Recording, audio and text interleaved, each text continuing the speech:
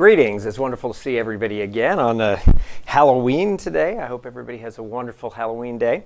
And welcome to our 40th of our Town Hall series. It's hard to believe we've had 40 of these now. And it's a pleasure welcoming everybody today. We have a great program. And as always, I want to thank our chairs of our Society for Leading Medicine and all of the members of our Society for Leading Medicine. The chairs are Waverly and Adam Peaks and Kristen and John Berger. So great. Thanks to all of you. We actually have a nice fall society event planned, late fall, for Tuesday, December 12th in the evening at the Ion. So we hope we'll see many of you there. The invitations are about to go out if you're a member of the society, so you should receive those soon. Today I'm joined by two fairly new leaders in our institution, two people I was very excited to recruit to Houston Methodist this past year. We'll be hearing from both of them. Dr. Eleftherios Milanakis is our chair of medicine. He is also the holder of the Charles and Ann Duncan Presidential Distinguished Centennial Chair for the Department of Medicine. We were just absolutely delighted to recruit somebody of his caliber. He came to us from Brown University, where he was and is a huge infectious disease specialist. And so you'll hear from him today about some of the merger of academia and clinical medicine. And then we'll also be joined today by Dr. Shlomit Shal on my left. Dr. Shlomit Shal came to us round about the same time. They both got here kind of March, April.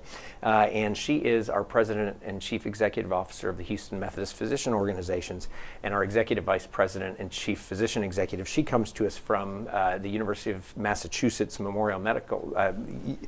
Memorial Medical Group, where she was the CEO of that. And so two great experts. Welcome to both of you, and you'll all enjoy hearing from them.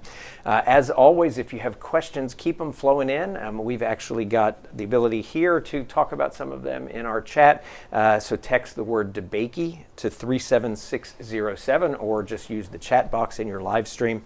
We also have three people online. So if you've got questions, you can get distinct answers right there. We've got Pavitra Bora, who will be handling questions around quality and patient safety. We have Liza Lawrence and Saqib Sufi, both from the Department of Medicine, who can answer any questions around the department. So we're going to start today with Dr. Shal. One of our things we focus on, actually, and you'll see in the title of her topic here, is our vision for the second century. 6 simple words: unparalleled safety, quality, service, and innovation. Safety comes first for a reason. It's very deliberate, and so Dr. Shal is going to talk to us about safety and quality. Dr. Shal. Happy Halloween. We got candy. I thought that we will start talking about safety by giving a candy example.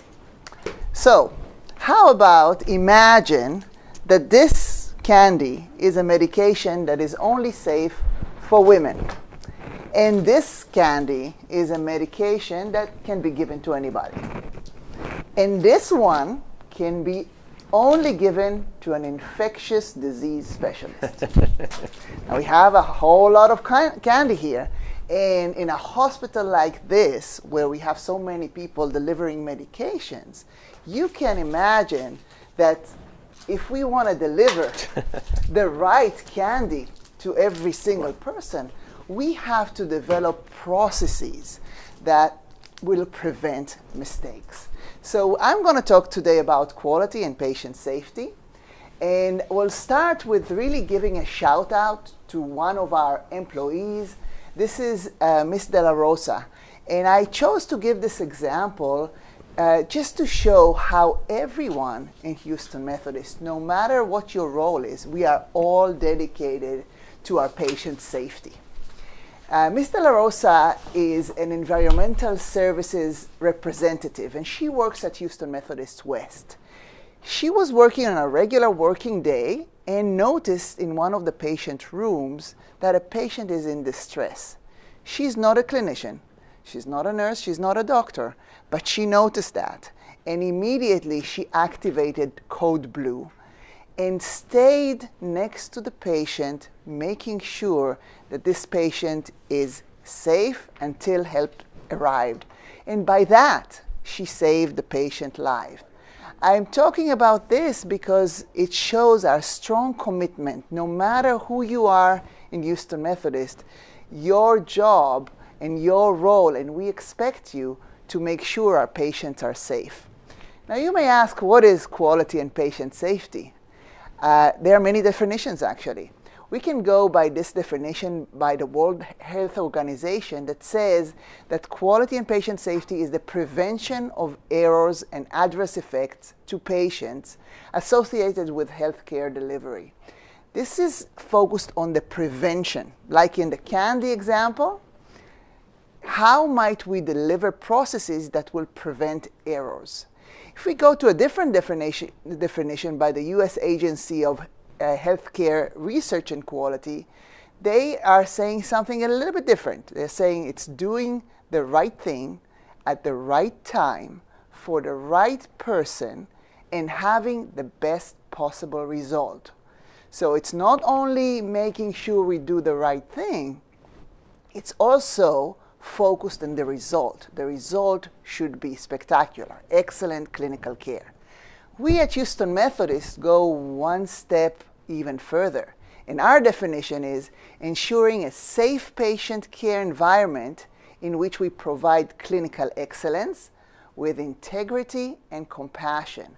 So the Houston Methodist spiritual care comes into it. We are all delivering in a compassionate way, and we care about our patients. So not only excellent care, but making sure that patients understand and is happy with our care. The science of healthcare quality and patient safety is really evolved over time. When I was in medical school, and I'm sure Dr. Melinakis, when you were in medical school, we did not even talk about what is quality of care. We talked about diseases, we talked about the treatments, but we did not recognize that the people that deliver the care are humans. Physicians are humans, nurses are humans, all our staff here are humans. And as humans, we can make mistakes. So in 1999, there was a revolutionary article published, and it was titled, "To Err is Human," which means that we as human beings should create processes to prevent our own mistakes. And this, along the timeline, has really developed, and now we have agencies like CMS and Leapfrogs and DMV and others that rate hospitals according to quality and patient safety. Oh, we're going to go back a little bit. Here we go. Before that, here we go. This is a slide that shows our hospital, Houston Methodist Hospital, that was founded just a little bit over 100 years ago.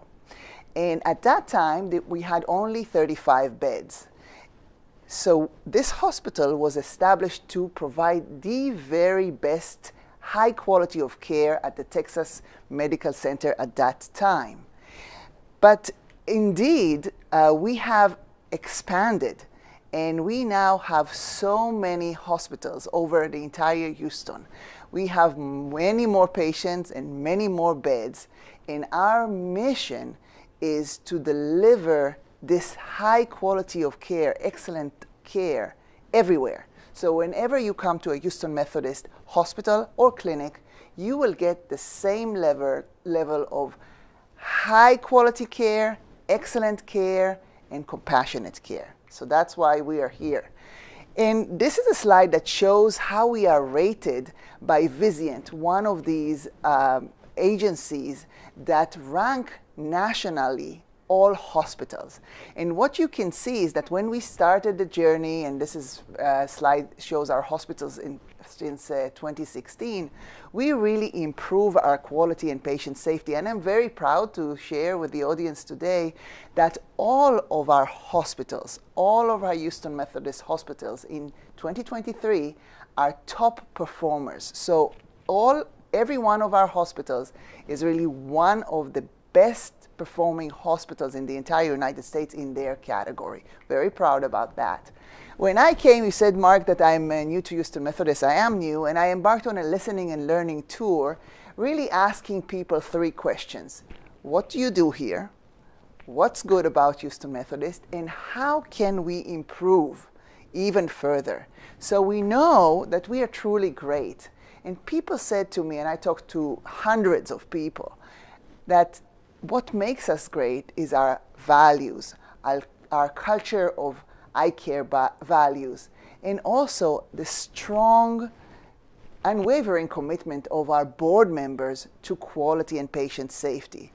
A lot of boards out there focus on different things, and there's a lot of focus in healthcare, but our board is really dedicated to make sure that we deliver the highest quality of care.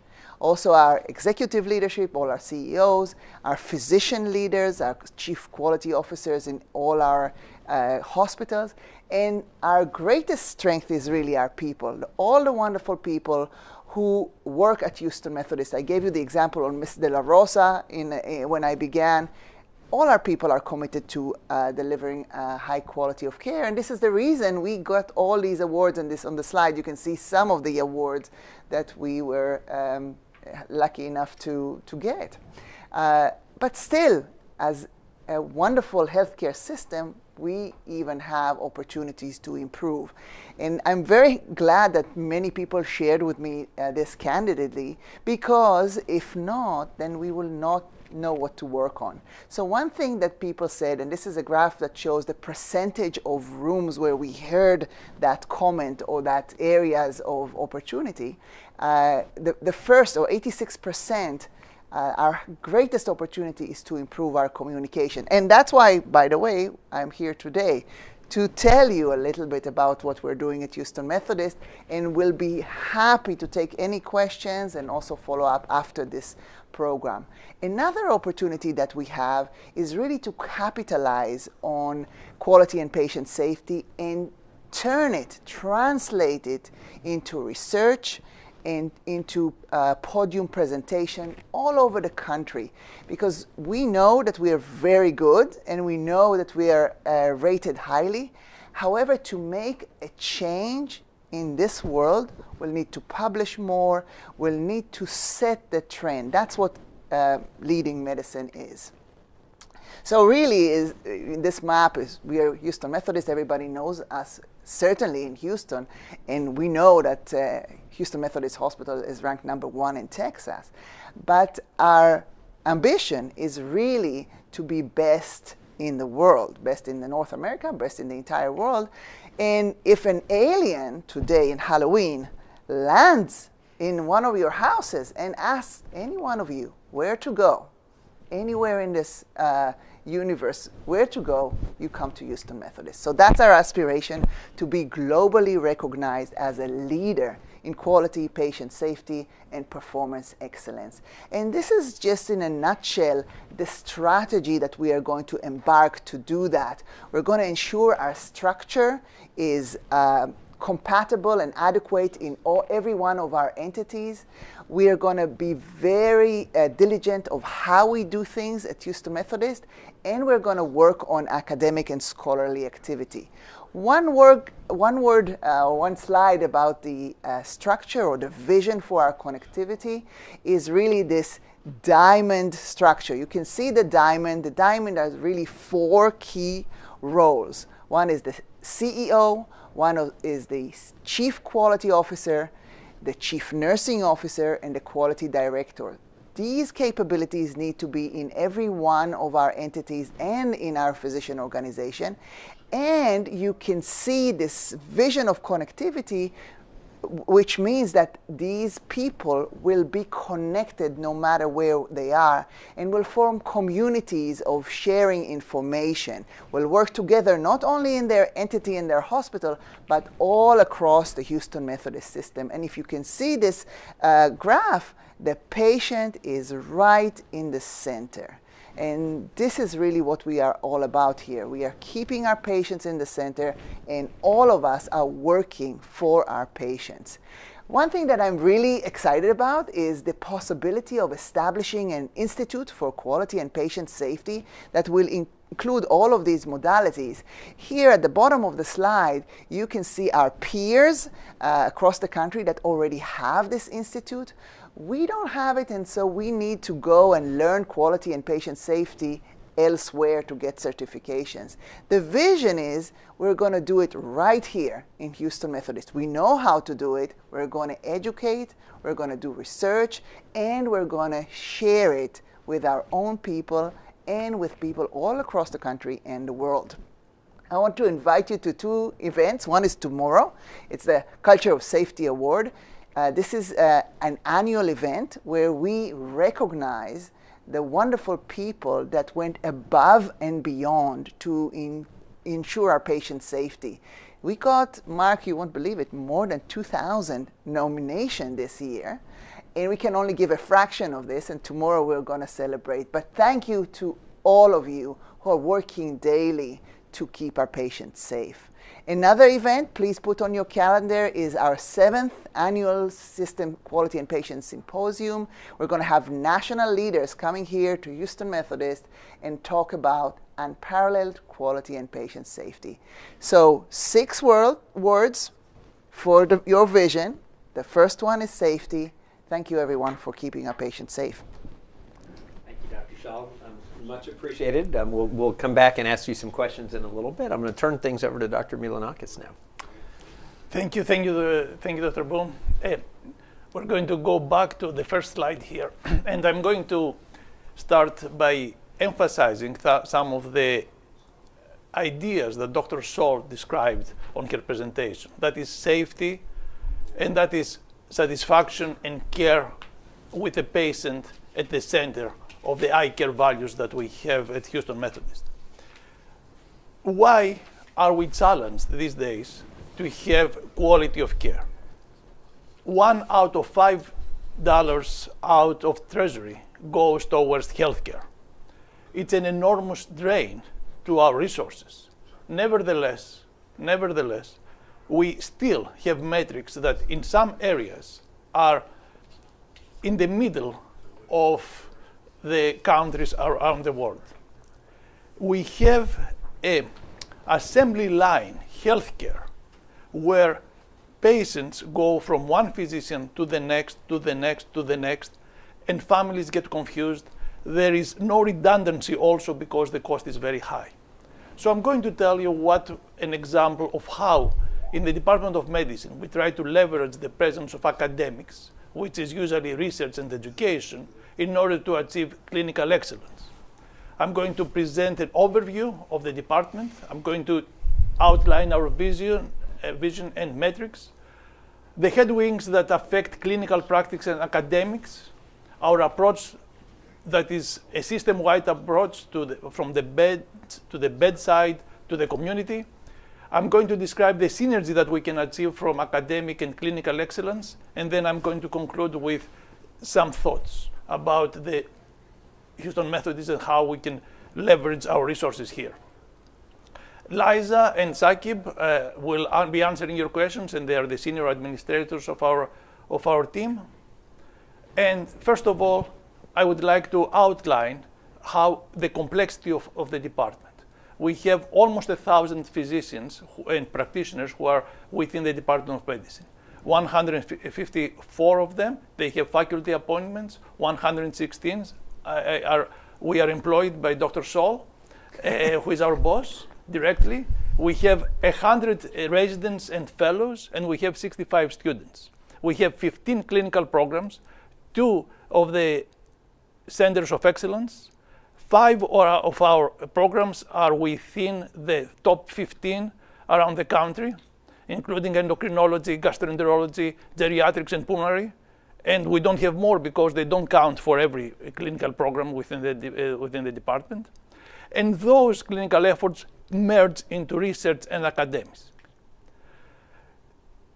At any given time, our physicians, our practitioners have to see patients, advance research, and teach the next generation of leaders who are going to then join Houston Methodist and carry over the culture that we want to have and differentiate our services. So our vision is for a diverse and inclusive Department of Medicine that provides unparalleled care in a seamless continuum, teaches the next generation of leaders in clinical and investigational medicine, and transforms care through discoveries that seamlessly go from the bench to the bedside and from the bedside to the community. Our metrics, the best metric that I have is for me when I call every patient and family who registers a complaint, officially or unofficially. This has been the easiest way for me to learn what I need to do. I call them up, they tell me what went wrong, and they tell me how to fix it. In the 7 months that they have been here, this has been invaluable. I haven't told anybody my secret sauce, but this has been my secret sauce. People tell me what to do, and I try to act on this. But as Henry Ford said, if I had asked people what they wanted, they would have said faster horses.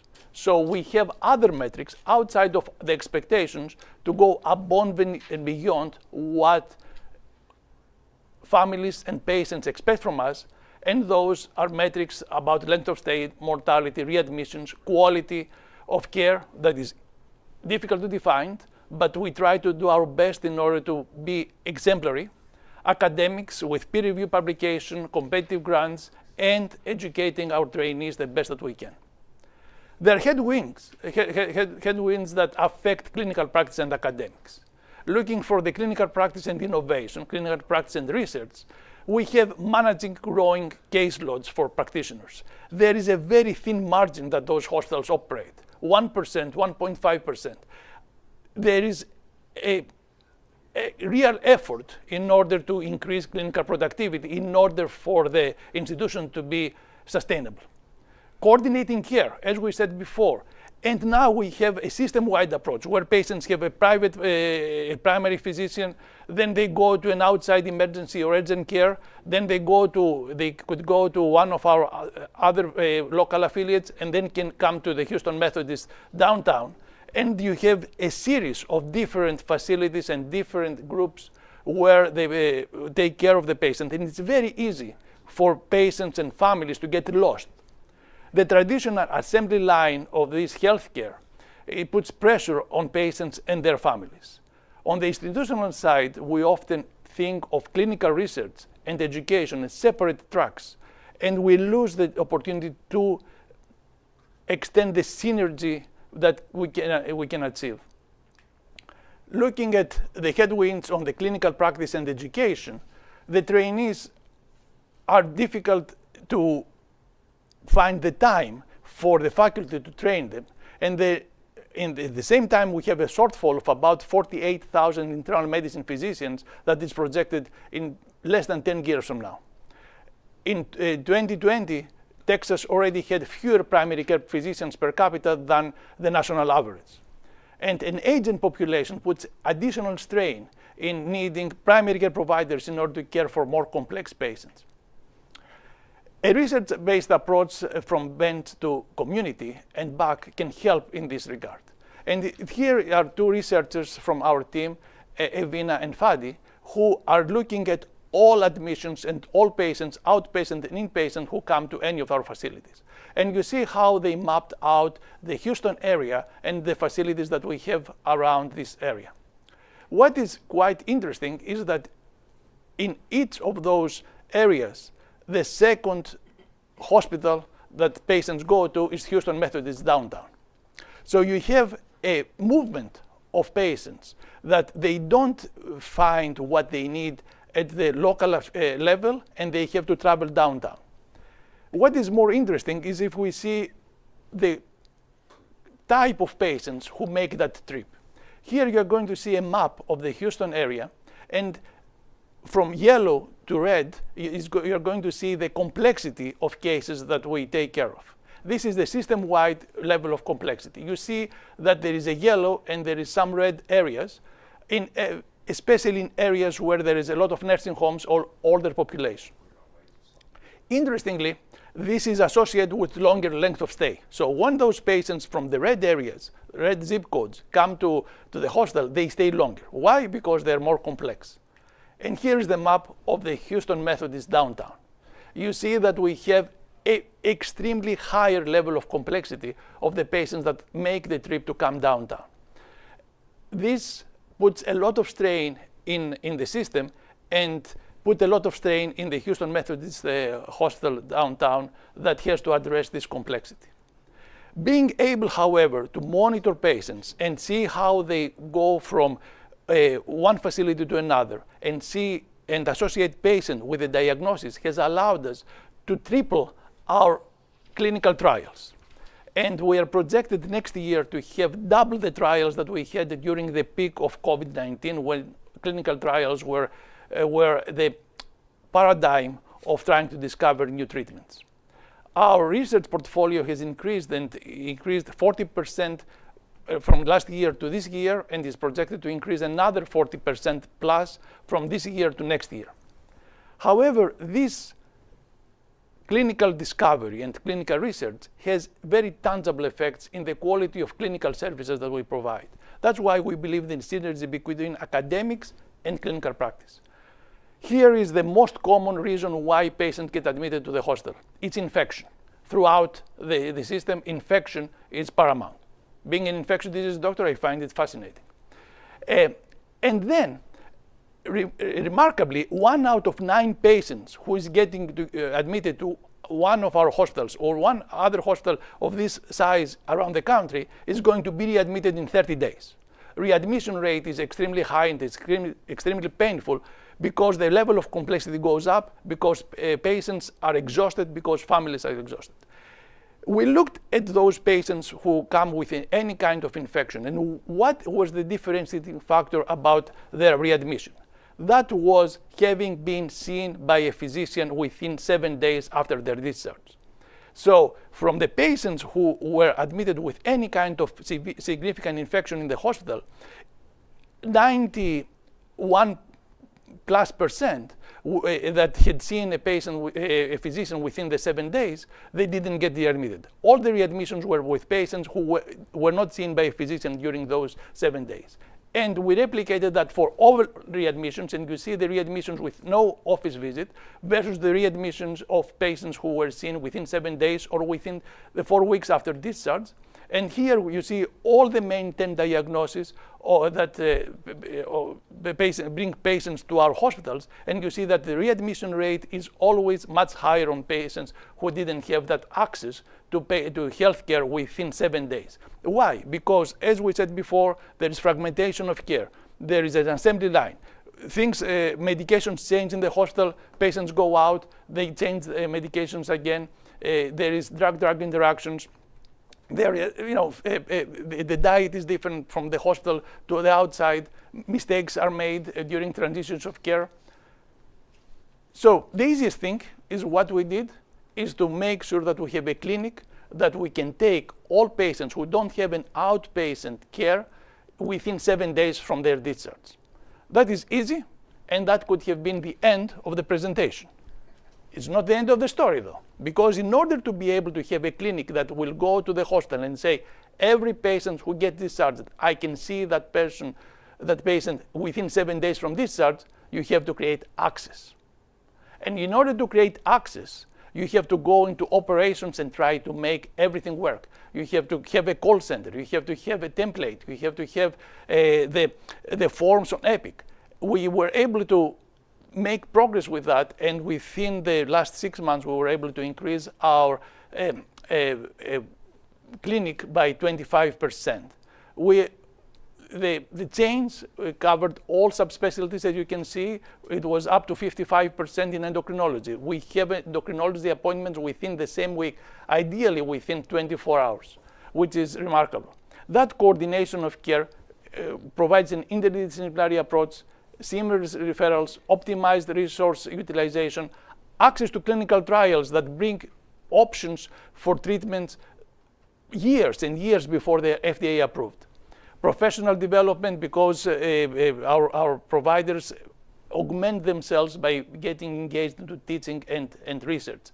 Reduces health disparities, because people who have lower pure means are more difficult to arrange for follow-ups. Improve population health, because the quality of services throughout the system gets better. Extended reach, because then we can help other patients who need us, and elevated quality of care overall. So in conclusion, there are still challenges. Here I have the nursing homes in the Houston area. So even if we can translate a system-wide approach within Houston Methodist, there are headwinds that come from fragmentation of care, because there are other facilities that our patients go, and we need to be able to provide care and help them during their stay at nursing homes and other facilities. There are threats. The shrinking pool of up-and-coming internists. Efforts to improve quality and safety across the patient experience can stall due to fragmentation. Preventable harms, as we said before, and as Dr. Sol described, 1.2 million Americans each year have a preventable harm while they're in the hospital. Patients feel overwhelmed through this assembly line approach. However, we feel that Houston Methodist holds a distinctive position as its clinical, research, and educational missions operate under the same institutional umbrella. This is unique alignment that enables innovation to flow seamlessly and fosters synergistic opportunities. We have an opportunity here in order to go from treating illness to wellness for life. We can facilitate the care that we provide throughout a continuum that synergistically goes from academics to clinical. And for that, we have an academic and clinical excellence by recruiting the best and the brightest, by developing a complex care and training collaborative, and by developing a hospitals academy for excellence, where hospitalists who care for 80% of the inpatients in any of our institutions get the education that they need in order to provide the level of care that we desire. Thank you for giving me the time. Our phone is there and our email, and looking forward to receiving complaints. We like receiving complaints because that allows us to improve. Thank you, Dr. Milanakis. Thank you to both. You know, I want to take advantage of an opportunity, put you both on the spot, two new people to the system, fairly new, 6 months or so. What made you come to Houston Methodist? So for me, I learned about Houston Methodist from the pandemic. Houston Methodist was leading by mandating vaccination and going through science and saying we are committed not only to our patients, but also to the safety of our employees. And the way that we know and understand at that time to do it is to require that everybody gets vaccination. This was top pages all over the country, and I thought it took courage of leadership, and I thought also it shows a strong commitment, a very strong commitment to our patients and our employees. Interestingly enough, only 42% of the healthcare systems in the entire country followed. I thought, at that time, this was a couple of years ago, that everybody will follow. It's hard to do. So I wanted to join the courageous team and the team that really leads medicine. Great, thank you. And Dr. Milanakis, love to hear from you. I think that sometimes we make choices in life, and sometimes the choices are made because we feel engaged and we feel that we belong. And then we try to rationalize why we felt that way. And most of the times our final decision is not made by logic, it's made by seeking that feeling of belonging. And this, I felt, was the place that I wanted my next chapter in my career, a place where all missions are under the same umbrella, where we can achieve unparalleled, and where we are each day challenged to get better. Perfect, I love that. Okay, well, so I'm going to delve in a little further on safety and quality. So I love the fact that you started with a voice of one of our employees, somebody who is in environmental services. When I lecture our new residents and interns and others when they come here, one of the huge points I make to them is medicine is a team sport. And I literally will tell them stories about the housekeeper who walks in a room and says, I've seen Mrs. Smith the last week and we chit chat every morning, and I walked in today and something was off, and goes and seeks out the nurse, and how they need to listen to each of those individuals. Talk about how we further promulgate that attitude. How do you get, because it's really powerful when we get 32,000 people all with a laser-like focus on safety first. Right. So I think it's, first of all, the notion that it is team sport, absolutely. physicians in their medical school training, they think, oh, I'm going to be the great physician and I'm going to heal everybody. I'm a surgeon, so surgeons even more. You think you're going to, with your hands. No one can do anything alone. And this notion that we are all a part of a team taking care of a patient, it really needs to be reminded and drilled down and communicated. We are promoting what we call a culture of psychological safety, where everyone, no matter where you are in the Houston Methodist system, no matter what your role is, you can raise your voice and you can tell us how we can do things better. And if you look, our employee engagement survey just ended up, and I don't know the result yet, but I know that 88% of the people filled it out, so high engagement in that. And I know that historically, people want to work here because they have a voice. So same thing in quality and patient safety. We promote that, and we have something that is called Stop the Line. If you see that something is going on, let's say I'm a surgeon, I'm a retina surgeon, very complex surgery, and somebody in the OR thinks that, let's say we marked the wrong side, God forbid. Anyone can say, stop the line. They can stop me. They can stop anesthesia. They can stop everything and say, let's look at it again. And my responsibility, what we expect our employees to do, is say, thank you. Thank you for letting us check again. And that person may be right or wrong. It doesn't matter. But the high alertness and the notion is that we want to speak up and we're going to act on this. That's what we're trying to do. We're drilling it down everywhere. So when I was a child, seems like every month or two there'd be a report of a plane crash in the news. Nowadays, knock wood, that's a very rare event. In fact, what makes the press is when there's some close call most of the time.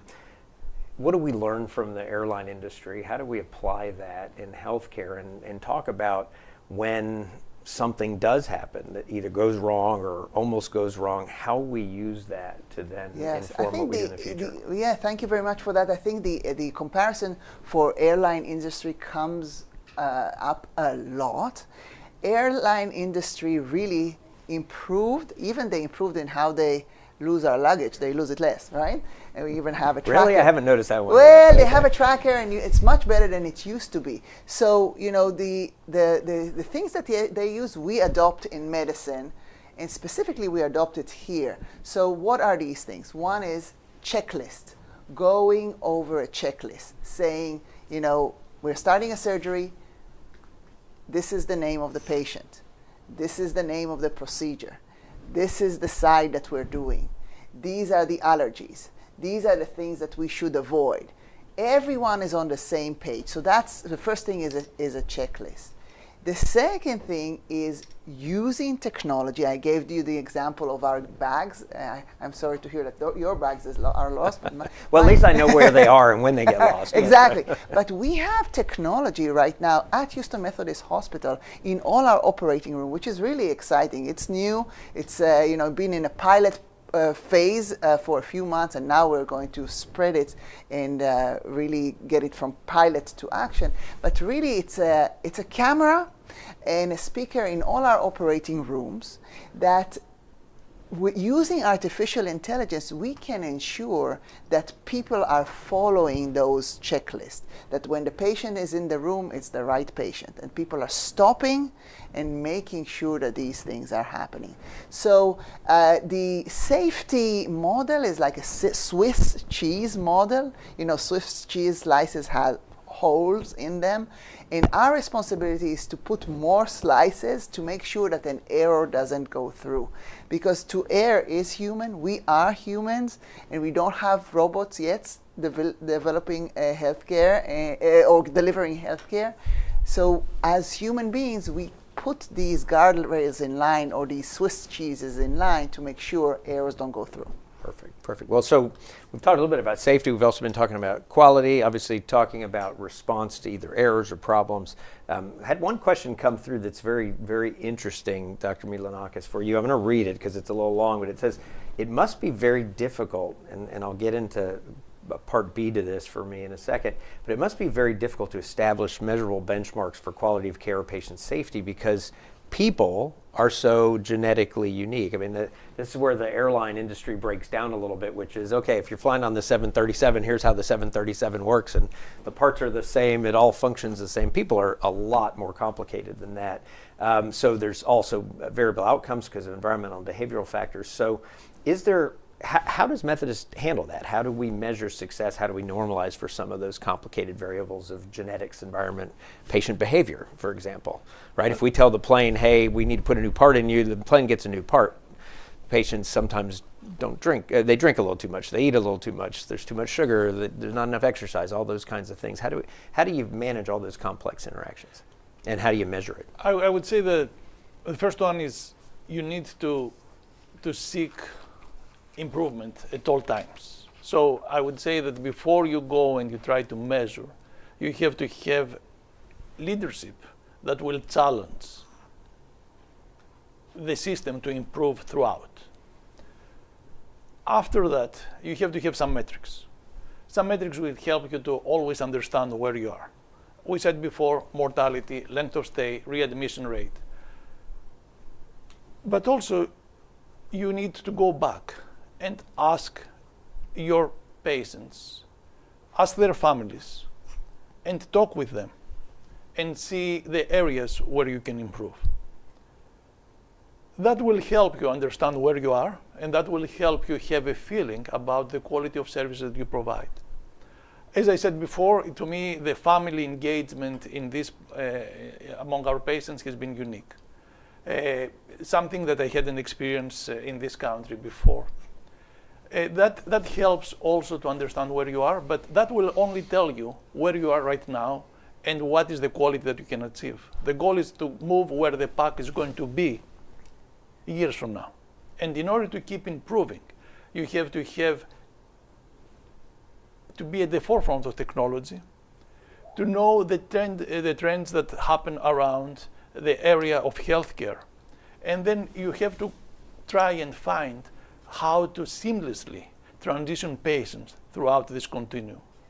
I think that all of us have had family members who experience this fragmentation of care that we have talked about, where you have 3 or 4 or 5 consultants, and then when you ask about the simplest thing, when should I take my medication? When should I take my sleeping pill? Why this was not given to me? Nobody has an answer for you. So we need to be able to provide that responsibility in a way that patients experience it as a continuum healthcare system that extends from wellness, builds on wellness, and goes throughout the lifespan. Thank you. Our vision for the second century is unparalleled safety, quality, service, and innovation. 6 simple words. And I always tell people the unparalleled portion, picking up on what you just said, that means we will strive to always be the best. Nobody can meet what we're doing. But the second part of it is we're not good enough today. We need to be better tomorrow. And when you zoom out, take your picture at the beginning of 1919, right? I always tell people if I went in a time machine to 1919, if I lived in 1919, I would have been so proud of that little hospital on the corner of San Jacinto and Rosalie. But if I'm a resident of 2023 in a time machine there, I'd be going, oh, I can't believe the things that they do, right?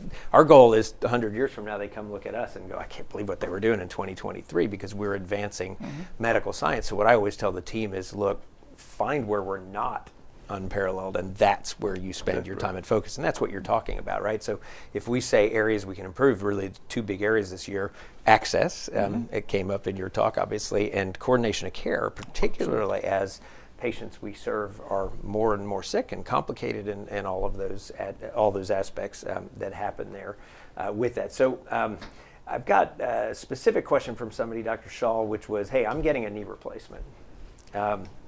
not me, somebody asking the question there. But what processes do you have to ensure that that goes well? And specifically, they asked about wrong site surgery. Wrong site surgery is one of the never events that, of course, is horrific. It's kind of like a plane crash if that happens. Talk about the very the structured processes we have to make sure that never happens, because as horrific as that is and sounds, it actually happens too much around the country and around the world, and you can easily fall through those holes in Swiss cheese, and whenever you look at those issues, you go, "Oh, I do understand how that happened. Now, how do I make it so it never happens?"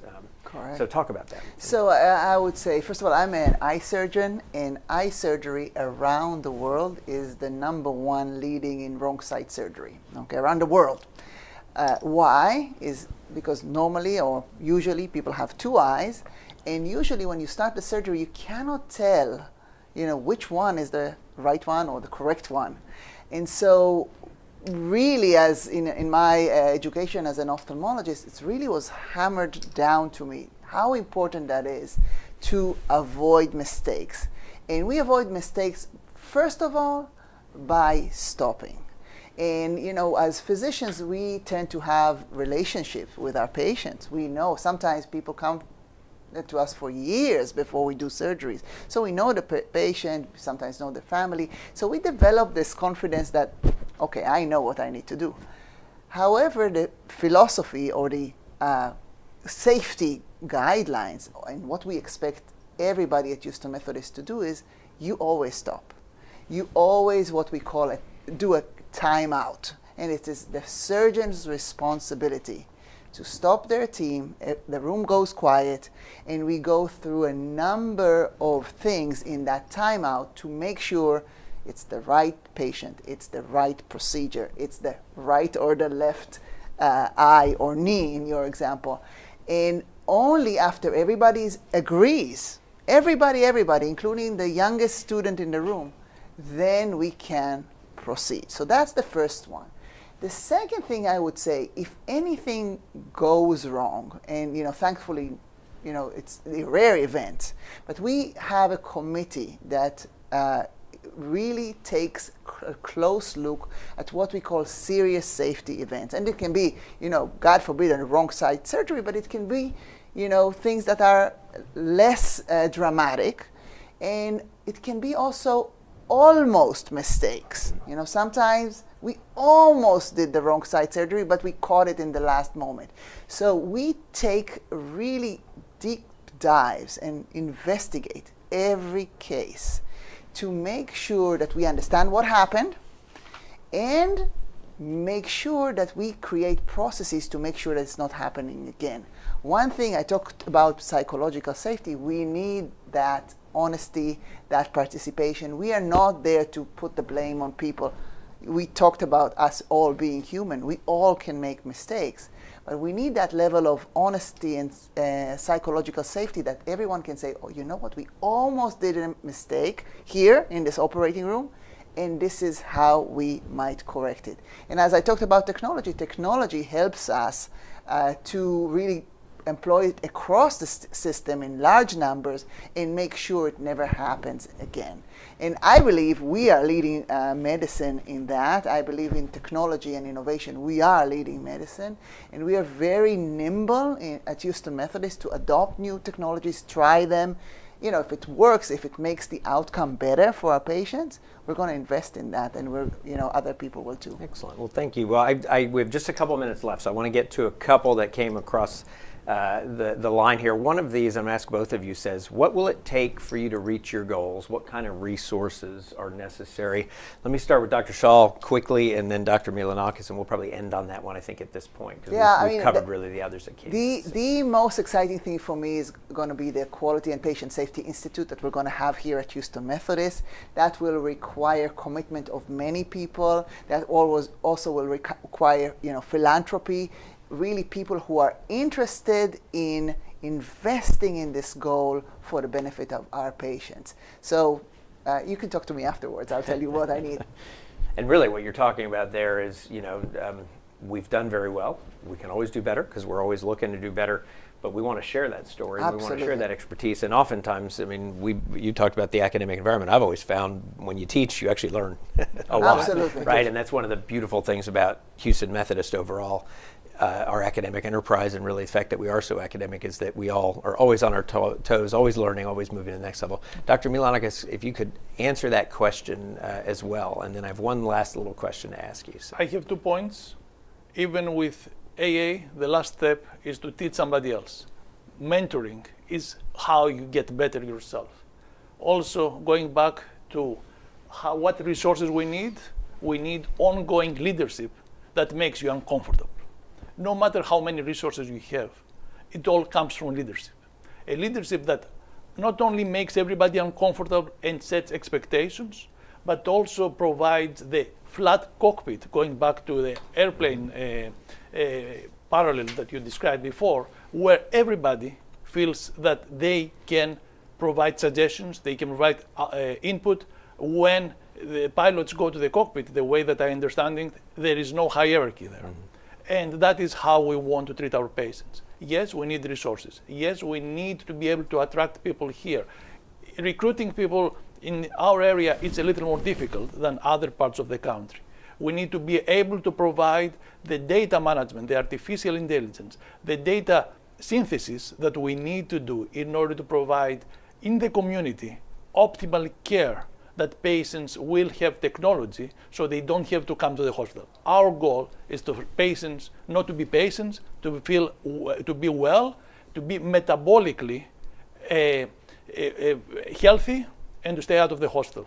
And for that, I think that we are starting to just get to a new phase in medicine. That's great. Thank you both. You both talked about the importance of speaking up, the importance of the entire team.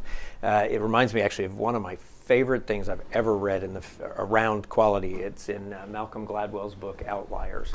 And it's the story in aviation of why Korean Airlines, this is back a while, they're much better now, had just off the charts disproportionate number of problems and crashes in particular compared to other airlines. And at the end of the day, it was everything you just talked about. It was culture and it was hierarchy. And it was a co-pilot in a hierarchical system who was afraid to say something to the pilot or to countermand them or to pull on the yoke or whatever it was. And literally, they had recordings of them sitting saying, well, you might want to change your approach as the pilot's about to hit, a mountainside, and leveling that off. And that's what you talk about with a timeout and everything else, or the housekeeper example at the beginning. So I'll close with that. Thank you both for a fascinating talk. And I'm going to give everybody just a quick update on some things going on at Houston Methodist right now. And so let me advance through here. The slides will work. It would be great, but they are not moving. Can I have a new clicker, please? Sorry about that, folks. Well, here we go.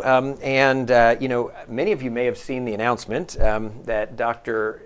Debbie Sukin is becoming the new president of Texas Children's. We are just absolutely thrilled for her. I hate to lose somebody of that caliber, but when I lose them to become, president and ultimately CEO of a great institution like Texas Children's, that's a real big positive. So the other positive is we work so hard on our bench strength and really on succession planning that I knew instantly exactly what we would do. Chris Siebenaller, who many of you will be familiar with, who ran our South region. We're combining our regions of our network hospitals. He will be over all of our network hospitals and was able to take David Bernard, who's our senior VP in the Woodlands, senior VP in Baytown and CEO of Baytown, and move him to the Woodlands while we are working on the succession planning as well for that. Another thing I'm very excited to report, as many of you know, being members of the society, Susan Coulter is retiring at the end of the year. I promise you, I worked hard on trying to twist her arm over the years that she would talk about this coming up, but I finally had to admit defeat. She will be retiring at the end of the calendar year. Very excited. Thursday of last week, I announced Flynn Andresi, PhD, is coming to join us. Flynn is currently at Hoag Hospital in Orange County, California, where he's led a very successful philanthropic enterprise for about 13 years. Prior to that, he was at the University of Iowa, and then a ream of experience before that. So I know you all will get a chance to meet him. He starts with us on January 8th, but we'll be in a couple times over the next month, starting to plan and hand off and everything else. So another really great person coming. I do have a slide here I showed to our board about Dr. Milanakis. Dr. Milanakis has not let any grass grow under his feet since he's been here. He's been very effective. He is one of the co-principal investigators of a multi-institutional, actually 25 different institutions, and a huge $104 million national award, of which we have a few million here. Just kudos to Dr. Milanakis. Very excited. That came from ARPA-H. So yeah, you can give him another candy there, so you can't catch that. So another thing that's interesting, I always talk about focus on the fundamentals, and the awards will follow. This is an interesting one. So of course there's the Sloan Business School at MIT, and they have a MIT Sloan Journal, just like you'd see the Harvard Business Review. It's called the MIT Sloan Review, I believe. And some of their researchers decided to go into Glassdoor data. That's a hiring site basically, and lots of employer reviews and things, and go take nurses' opinions of how good institutions are around the country to work for. Around 140 large hospital systems that they took a look at. Houston, with no idea any of this is happening, Houston Methodist tied for #1 in the country of those 140 institutions of places nurses want to work. So very proud of that. The methodology here that you see if you're looking at your screen on the left, the ratings are the number of standard deviations, so basically a statistical measure above the average. So we were well above the average at 1.7. And then you can see some of the categories there that are the key drivers of nurse satisfaction, and you can see how well we do across the board. So kudos to our team, very proud of that. If you look locally, this is what the local institutions look like. So we were at 1.7. Texas Children's is a standard deviation above. They did not parse out different UT institutions. So I believe this is the health system as a whole, best I can tell from the survey. Then you see Memorial Hermann, Common Spirit, which is the parent organization. So those are national numbers of St. Luke's, and then HCA, which of course is the national organization of which we have many hospitals here in town. So kudos to our team on that. It's always fun to not know what an award's coming and kind of see it and see how well we're doing.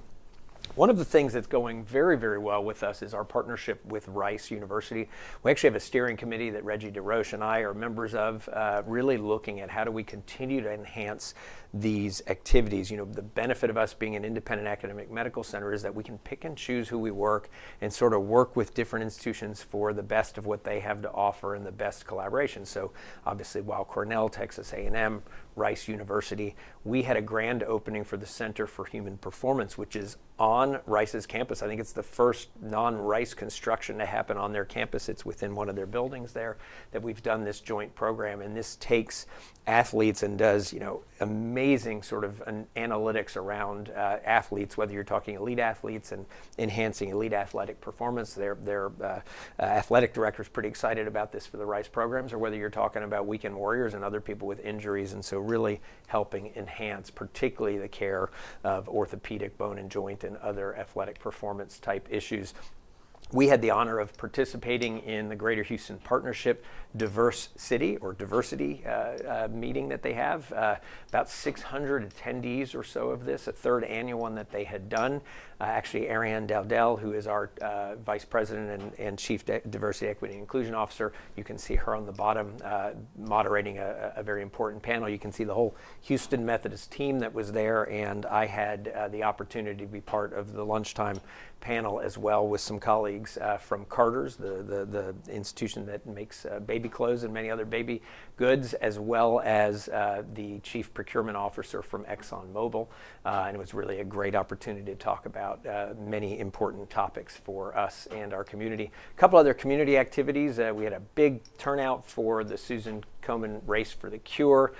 You can actually see on the right of the slide as you look at it, the smaller picture there, you can see that banner they're holding up. That's 64 of our employees who went out, all of whom were survivors of breast cancer. And so a very meaningful, heartwarming, and exciting time for them to engage in the community.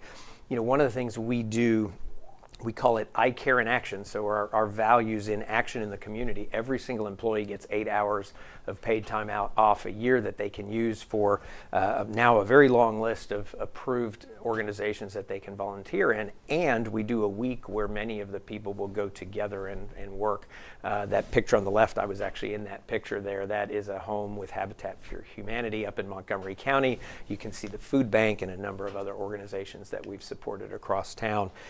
So with that, I'm going to wrap things up today. I want to thank each of you for being with us. I want to remind you our next town hall, and the last one of this calendar year, I can't believe it's already almost the end of the year that we're talking about here, will be Thursday, December 7th on reconstructive surgery. I'll remind you again on December 12th, so 12/12, easy to remember. We have the Society for Leading Medicine fall celebration at the Ion. You'll get your invitations for that very soon. I'd like to thank our two wonderful presenters here today. I'd like to thank Pavithra Bora, Liza Lawrence, and Saqib Sufi, all who are on the platform answering your questions. And I most of all want to wish you a blessed Thanksgiving and wonderful time with family, friends, loved ones, and celebrating that time. I'll see you in December. Thank you.